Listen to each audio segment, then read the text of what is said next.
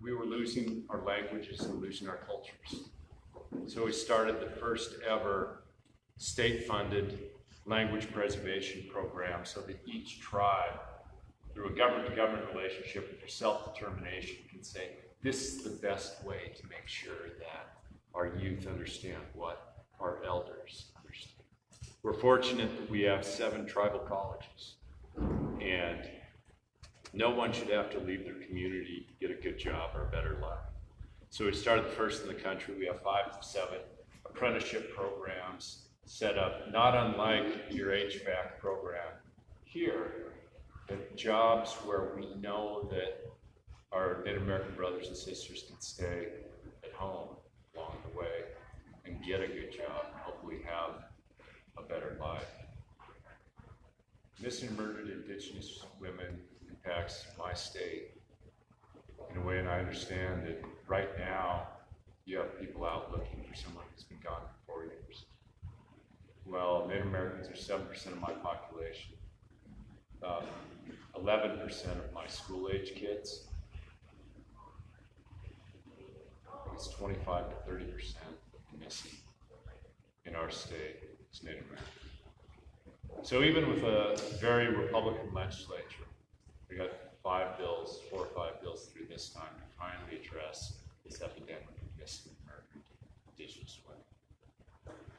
My time as governor in Montana, I've seen both some of the greatest challenges and pain I've seen in Indian country, but also some of the most rich experiences I've had in the tapestry of our state.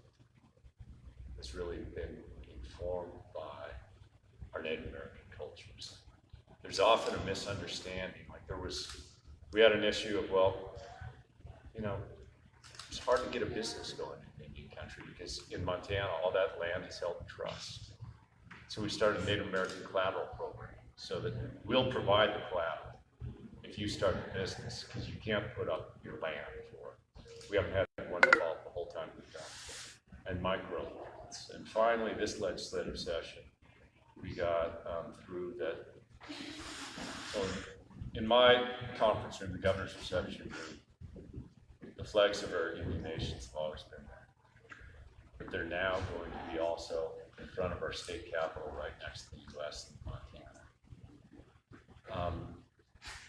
I recognize, even in a state like mine, that both the challenges and the opportunities are, it's not one tribe is the same as the other.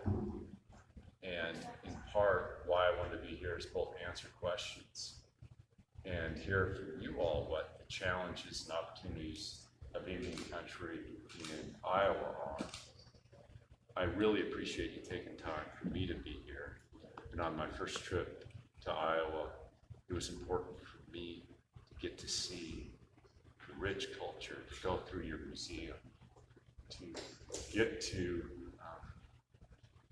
experience and meet you. And it was fun. We go over to the senior center, talk to Gilbert Brown, and said, oh, you know Jonathan Windy Boy over there? We danced together. So I sent Jonathan a selfie of Gilbert and I before I took a couple of his French fries. So I'll be quiet now. And either if you are someone, I know that there's 37 people running or something like that. But what should I know about either here or what questions do you have of me that you would want a presidential candidate to be able to answer about what we should be doing? Yes? What are your views on the environment and climate change science? Water quality, I don't know, environmental quality. You hit about 4. Science, I believe in it. I know the current administration doesn't. I guess the hard topic would be water quality. Yeah. And I'll hit both climate change and water quality. Because from a climate change in Montana, we are outdoors people. I had the second, probably the worst fire season of my state's history 2 years ago, 1.3 million acres burned. Right next to Blackfeet Reservation, which is a 3,000 square mile reservation, it's Glacier National Park.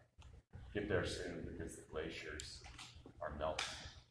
It is something that we need to address, and what we're doing is stepping away.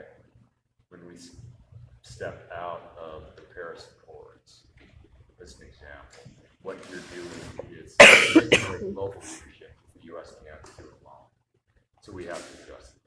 The water quality issues in Iowa, I think, are a little bit different than the water quality issues in a state like ours.